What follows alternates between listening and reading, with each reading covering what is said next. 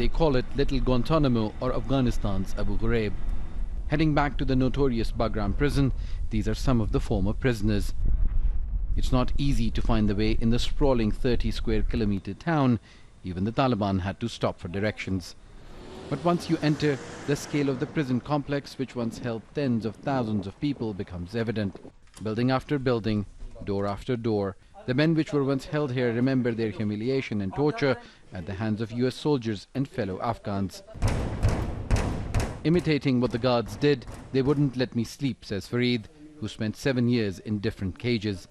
He was in physical therapy for extensive torture by Afghan and American troops. He says tortured prisoners were hidden in another block, away from media and humanitarian organizations, until they would heal. My legs are still weak and in pain. They yanked my private parts with a cable. I was bleeding from it for almost 6 years. No matter how many times we said we didn't do the crime, they would torture until the prisoners said yes. From uniforms to prison cells, inmates here have been telling us that this was one of the worst places to have been mentally tortured. If they did not behave well, these air conditioners would blow very cold air during the winter and very hot air during the summer. Picked up in a night raid, Maulvi Hashmi remembers being blindfolded and paraded naked in the early years of the prison. He thinks they were being fed dog food, smelly meat as he remembers it. American girls would come, dressed in bikinis, to take us to the toilet. We got 3 minutes for a bath, and these girls would watch us. Then there were no Afghan guards here. Nobody was allowed, not even the Red Crescent. They made us watch sexually explicit films, and we weren't allowed to look away. We were sleepless. Our interrogations were almost 10 to 12 hours.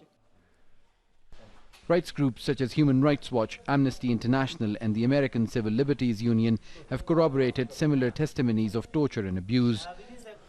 In 2004, the US Army charged 27 soldiers and enlisted personnel with criminal offences, some with maiming and involuntary manslaughter. Some prisoners were teenagers. They say others were brought from different countries on rendition flights.